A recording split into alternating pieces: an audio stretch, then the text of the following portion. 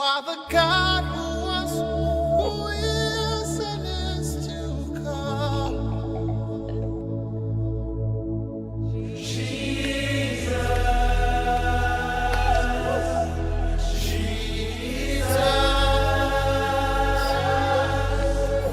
And in you I trust. My life is in your hands, Jesus. You are the miracle walking God. And you are Yahweh. You are Yahweh. Mesdames, Messieurs, la gloire, le règne et la puissance appartiennent au Fils de Dieu parce qu'il viendra pour établir son règne de 1000 ans, qu'on appelle aussi le Olam Malhout. Donc il va venir établir sa Malhout, donc sa royauté sur cette terre. Que son Seigneur soit béni et que l'honneur et la gloire reviennent à son Père, qui est notre Dieu dans les cieux. Alors, le sermon sur la montagne. Est-ce qu'en enseignant sur le sermon sur la montagne, est-ce que nous voulons faire valoir la propre justice de l'homme ou le mérite de l'homme pour le salut? Non, il n'en est pas question. Et nous allons le voir dans la suite de cette émission. Est-ce que nous appeler et nous inviter à porter le regard sur l'enseignement du Seigneur qui est contenu dans Matthieu chapitre 5, chapitre 6, chapitre 7 et dans Luc 20 au verset 48, est-ce que cela revient à enseigner le légalisme ou encore le salut par les œuvres? Non, je veux que nous puissions bien nous comprendre à ce niveau-là pour qu'il n'y ait pas d'amalgame.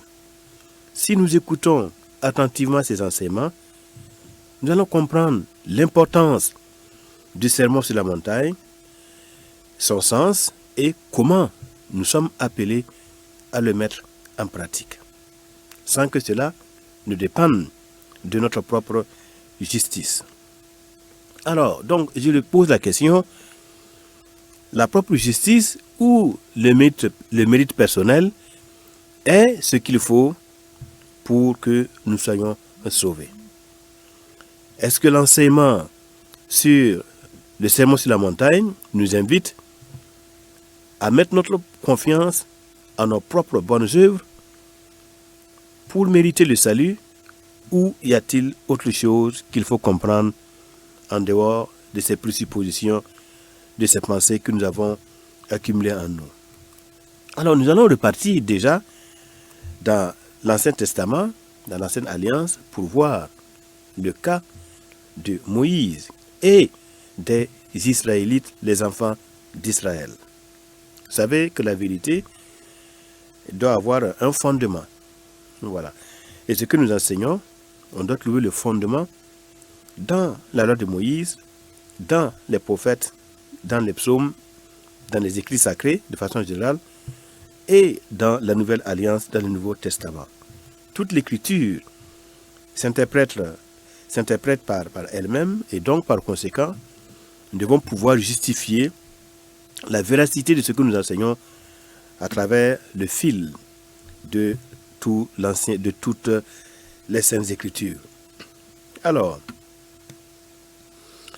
ce que je vais dire, c'est que nous ne devons jamais compter sur nos propres bonnes actions et nous ne devons pas supposer que Dieu nous bénira parce que nous le méritons.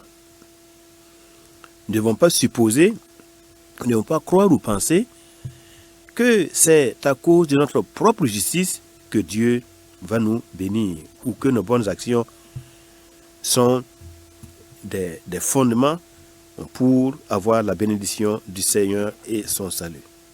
Déjà, Moïse disait aux Israélites que Dieu allait leur donner la conquête de Canaan. Il allait leur donner. C'est un don. C'est un don.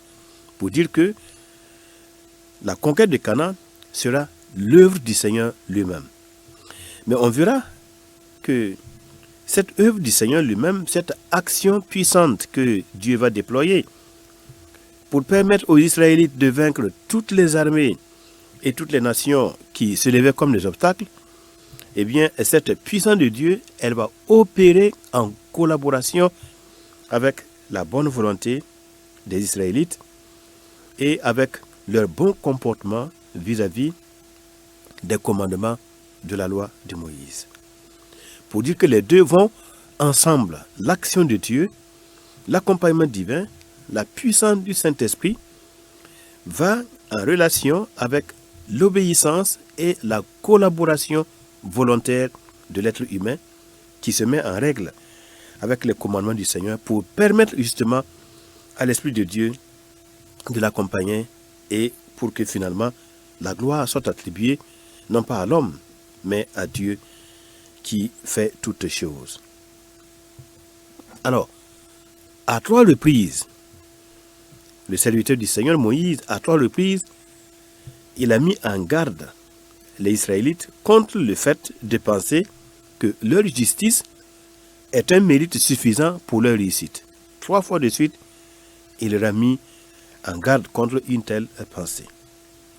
En effet, le peuple d'Israël pouvait donc naturellement supposer que le succès lors de la conquête de Canaan, le succès était une indication de sa propre justice. Le succès pouvait indiquer, prouver qu'ils sont victorieux parce qu'ils sont justes vis-à-vis du Seigneur.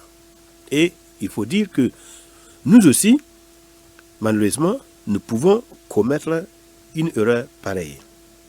Nous pouvons arriver à des sentiments de ces gens-là. Par exemple, un pasteur dont la congrégation est prospère et en pleine croissance, il pourrait supposer qu'il a la faveur de Dieu parce que, eh bien, bon, ses chiffres augmentent. Bien. Un homme d'affaires qui décroche un contrat, lui aussi, un contrat lucratif, lui aussi, il peut supposer qu'il est récompensé à cause de sa piété. Dans les deux cas, et pour le pasteur qui voit sa congrégation croître, son ministère prendre de l'essor, et pour l'homme d'affaires qui réussit dans ses entreprises, qui gagne de bons contrats, bon, dans les deux cas, les suppositions, voilà, les suppositions de la propre justice, ça peut être exact, ça peut être correct, mais il peut avoir d'autres facteurs à l'œuvre et qui ne sont pas du tout liés à la justice personnelle du pasteur ou de l'homme d'affaires ou de l'un et des autres, des uns et des autres. Voilà. Et c'est ce à quoi je nous invite maintenant à réfléchir. Notre succès n'est pas être dû, et le plus souvent c'est ça, à notre piété. C'est l'œuvre et c'est l'action du Seigneur. Cependant, notre piété est aussi importante et réclamée par le Seigneur pour lui permettre d'agir en nous en toute légalité.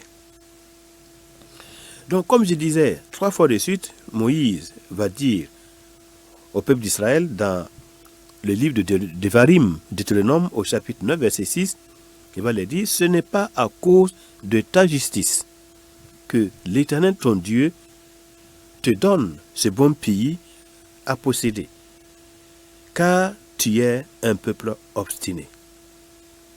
Donc, si nous lisons dans Deutéronome, chapitre 9, verset 6, c'est comme ça que Moïse leur parle. Alors, et Moïse leur a rappelé le péché du veau en fonte, le veau qu'on appelle le veau d'or. Voilà, c'est du veau en fonte qu'ils ont fabriqué et les incidents qu'ils ont provoqués dans le désert et qui ont entraîné la colère de Dieu. Il y a eu beaucoup d'incidents que les Israélites ont provoqués et il y a aussi le veau d'or. Tout ça, ça a entraîné une sainte réaction de la justice de Dieu. Quand on parle de la colère de Dieu, ce n'est pas le sentiment que nous avons, le sentiment de colère humaine que nous avons, mais c'est pour parler plutôt de la réaction de la justice de Dieu lorsque ses commandements sont violés, lorsque l'homme est dans la désobéissance. Alors, et Moïse leur a raconté comment il a gêné et qu'il a demandé pardon au Seigneur en leur nom. Alors, et il leur a expliqué aussi, dans Deutéronome, comment, lorsque lui il intercédait, comment Dieu, dans sa grande miséricorde, le Seigneur a cédé à sa sainte colère, il a laissé tomber sa sainte colère, et bon, le Seigneur a accepté de l'écouter, et il a accepté de pardonner les fautes et les péchés du peuple, et donc il a accepté de continuer de les bénir sans tenir compte de leurs agissements, de leurs fautes. On peut dire donc que sans l'intercession efficace de Moïse, Israël, en tant que peuple, n'allait pas survivre lors du voyage de l'Égypte jusqu'à la terre de Canaan. Israël n'en est même pas tenu. Donc il devrait remercier Moïse pour son intercession et la délivrance que le Seigneur leur a accordée. Donc on comprend qu'il ne pouvait jamais être question de leur mérite et de leur droiture quant à la conquête de la terre de Canaan. Leur observation de la Torah, leur obéissance à la Torah, aux lois de Moïse, n'était pas suffisante pour mériter de conquérir le pays. Et ça, il faut le souligner.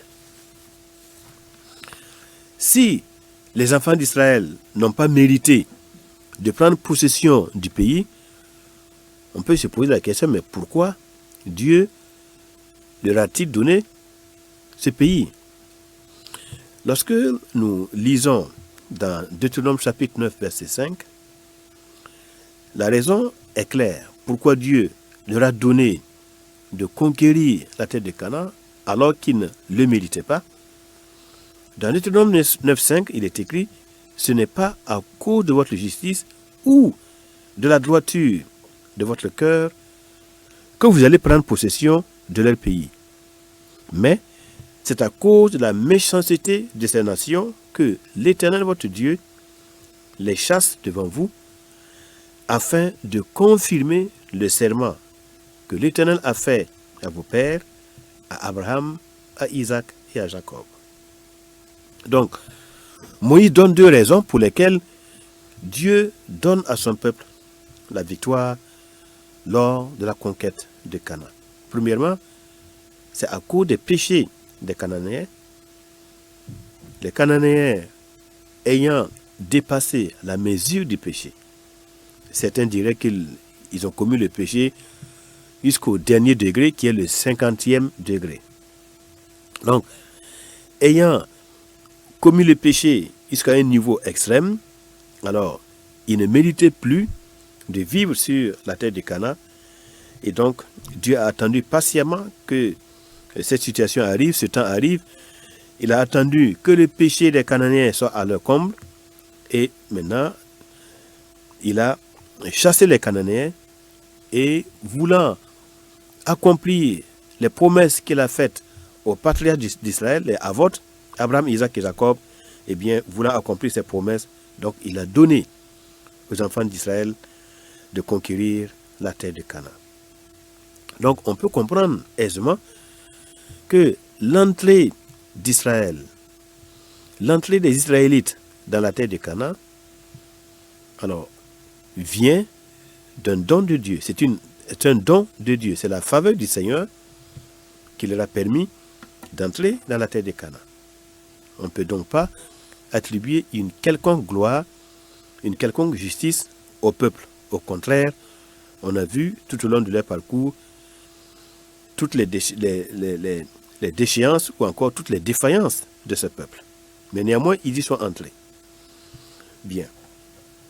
Alors maintenant, lorsque nous reportons dans le Nouveau Testament, nous allons voir que les enseignements du Seigneur Jésus-Christ nous permettent de comprendre que de la même manière que Moïse a enseigné les enfants d'Israël, notre propre justice ne suffit pas. Cependant, nous sommes appelés à mettre en pratique les commandements. Il nous appelle à mettre en pratique les commandements, le sermon sur la montagne, en ce qui concerne le Nouveau Testament, tout en sachant bien que, voilà, nous sommes faits de poussière et de chair, et par conséquent, nous sommes tellement faibles devant ses lois et ses commandements, mais il exige qu'on mette ça en pratique. Alors, et on verra que l'exigence du Seigneur pour ses disciples de mettre en pratique le sermon sur la montagne, c'est une exigence qui est capitale. Et le fait de ne pas le faire, il y a des conséquences éternelles à venir. Cependant, l'homme est insuffisant pour pouvoir mettre en pratique ce standard très élevé de la justice de Dieu, exprimé à travers le sermon sur la montagne. Alors, comment on va sortir de ce dilemme? On sort de ce dilemme en suivant ou en considérant l'ensemble de l'enseignement des Saintes Écritures.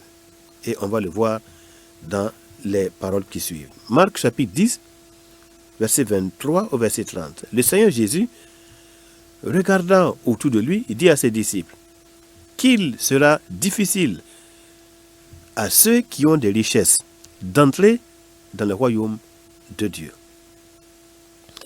J'ai toujours expliqué, l'expression royaume de Dieu ne se réfère pas au paradis dans le ciel. Le royaume de Dieu, c'est lorsque ceux qui sont dans le paradis de Dieu au ciel, voilà, ceux qui sont déjà dans le paradis de Dieu au ciel, lorsqu'ils vont descendre en même temps que le Seigneur lors de son avènement, et que le Seigneur va prendre possession de la terre de Canaan et qu'il va établir son trône à Jérusalem, Jérusalem qui va devenir la capitale politique du monde messianique, et que à partir de là, à partir de Jérusalem et la terre d'Israël, eh bien, le Messie va gouverner toutes les nations du monde, et que toutes les nations du monde, selon les prophéties de Zacharie et de Jérémie, toutes les nations du monde iront se prosterner devant sa majesté, le roi messianique, pour lui apporter leur offrande et pour célébrer la fête des tabernacles. Donc, on voit bien que le royaume de Dieu, c'est cela, c'est pas autre chose. Royaume de Dieu ou bien royaume des cieux. Pourquoi l'expression royaume des cieux? C'est parce que le roi vient du ciel. Le Seigneur Jésus, il est à la droite de Dieu le Père, dans les cieux, et les saints y sont. Et maintenant le Seigneur, l'homme céleste, descend là sur terre avec la gloire de son Père, avec les principes de la justice de son Père, et la terre, à son époque, sera gouvernée par les principes des cieux. C'est pourquoi l'expression royaume des cieux. En plus, il faut savoir qu'aussi les Juifs ont l'habitude de remplacer le nom de Dieu par les cieux. Au lieu de dire royaume de Dieu, pour ne pas profaner le nom du Seigneur, donc ils préfèrent faire une substitution par l'expression le royaume des cieux. Alors, je continue la lecture. Les disciples furent étonnés de ce que le Seigneur Jésus parlait ainsi. Et, reprenant, le Seigneur leur dit, mes enfants, qu'il est difficile à ceux qui se confient dans les richesses d'entrer dans le royaume de Dieu. Il est plus facile à un chameau de passer par le trou d'une aiguille qu'à un riche d'entrer dans le royaume de Dieu. Les disciples furent encore plus étonnés et ils se dirent les uns aux autres, et qui peut être sauvé? Qui peut être sauvé? Umi efo yuhal veyi vashia. Efo, umi efo yuhal lehi vashia. Et qui peut être sauvé? L'étonnement des disciples. Alors ici, on voit que le Seigneur, il parle de ceux qui ont des richesses et de la difficulté qu'ils auront d'entrer dans le royaume. Alors, lorsqu'il a dit ça, qu'il est difficile à ceux qui ont des richesses d'entrer dans le royaume de Dieu, bon, il se rend compte que les disciples n'ont pas très bien compris. Donc, il va donner une lumière sur cette déclaration en disant qu'il est difficile à ceux qui se confient dans les richesses. Donc, ici, on voit que le problème, ce n'est pas tant de posséder les richesses, mais surtout de se confier dans les richesses. Lorsqu'on se confie dans les richesses, Alors, cela pose un énorme problème. Et le problème, c'est qu'il dit qu'il est plus facile pour un chameau de passer par le trou d'une aiguille plutôt qu'à un riche d'entrer dans le royaume de Dieu. Il me faut expliquer l'expression le trou d'une aiguille. Il faut savoir qu'à l'époque, eh bien, toute la vie du peuple d'Israël tournait autour du temple. Notamment le second temple dans la période de notre Seigneur Sauveur Jésus-Christ. Il a vécu au temps du second temple. Et au niveau du temple de Jérusalem, il y avait plusieurs portes. Par exemple, vous avez entendu parler de la porte des brebis. C'est une porte par laquelle on fait entrer les animaux qui sont destinés au sacrifice dans le temple, sur l'autel. Alors, donc il y a cette porte réservée aux animaux. Et maintenant, le Seigneur va utiliser un enseignement à partir de cette porte-là. Il y avait une porte qui était particulièrement petite, tellement petite et restreinte, que pour entrer, bon, si on était large, on ne pouvait pas entrer par cette porte-là. Et donc le Seigneur, il dit, bon, de la même manière, voyez, si vous prenez un dromadaire et vous voulez le faire passer par cette petite porte du temple pour entrer dans la grande cour, eh bien, c'est une chose tellement difficile, voyez, et qu'il est plus facile que le dromadaire, le chameau, passe par le trou d'une aiguille, mais le trou de l'aiguille, ici dont il parle là, il veut parler de la petite porte du temple. Pour que le chameau passe par cette petite porte du temple, il faut bien qu'on le débarrasse de toutes ses charges, et surtout que, vu la taille du chameau, il faut qu'il s'aplatisse complètement. Il faut qu'il s'écrase complètement pour pouvoir pratiquement ramper, se réduire et entrer par cette porte. Alors, c'est une métaphore pour parler de la difficulté pour le riche de s'humilier au point de ne pas faire confiance en ses richesses. Il les possède, mais son cœur n'est pas attaché à ses richesses. Mais vous savez aussi que c'est difficile quand on a de l'argent, quand on est riche, c'est difficile de ne pas se confier à ses richesses. Donc le Seigneur montre ici la difficulté de se détacher des richesses pour pratiquer le bien. Alors les disciples, quand ils ont entendu ça, ils se sont dit, mais il y a quelque chose qui ne va pas. Nous avons appris que lorsqu'on fait les aumônes, c'est une manifestation de la charité. Et cette charité, elle est nécessaire pour entrer dans le royaume qui vient. Alors, maintenant, pour faire la charité, pour faire de l'aumône, il faut bien être riche, il faut bien avoir de l'argent. Mais si les riches, avec l'argent qu'ils ont, et avec la quantité de monde qu'ils peuvent faire, voilà, eux-mêmes, ils ne peuvent pas entrer dans le royaume de Dieu, c'est difficile pour eux. Combien à plus forte raison, nous, qui sommes des pauvres serviteurs, des pauvres disciples, qui ne possédons aucune richesse. Donc, dans la pensée des disciples, eh bien, s'ils avaient le pouvoir de l'argent, des richesses, et comme les aumônes permettaient en quelque sorte d'annuler la dette des fautes qui sont accumulées, qui sont notées dans le livre de Dieu, voilà. Si en pratiquant les aumônes, on peut arriver à annuler la somme des fautes qui sont enregistrées dans le livre de justice de Dieu, alors ce serait vraiment une bonne chose d'avoir assez d'argent. Mais eux, comment pourront-ils donc être sauvés? Pourront-ils effacer la dette de leur péché, puisqu'ils n'ont pas ce pouvoir de la richesse? D'où vient? C'est de là que vient leur étonnement. Qui peut être sauvé? Et alors, le Seigneur, il va les révéler que ce qui est impossible aux hommes est possible à Dieu. Voilà. Cela est impossible aux hommes, mais non à Dieu, car tout est possible à Dieu. Donc ici, le Seigneur va les rassurer que leur salut, leur délivrance, leur entrée dans le royaume, ce sera donc l'œuvre de Dieu à travers eux. Donc, en leur expliquant que cela est impossible aux hommes, mais tout est possible à Dieu, le Seigneur veut leur dire que ce sera l'œuvre de Dieu de les faire entrer dans le royaume. Le pouvoir, la capacité d'entrer dans le royaume ne viendra pas d'eux. Donc le Seigneur, il fait allusion à l'action du Saint-Esprit qui rendra capable les disciples. L'action du Saint-Esprit va les rendre capables de toute bonne œuvre. Il va les rendre capables de mettre en pratique le sermon sur la montagne.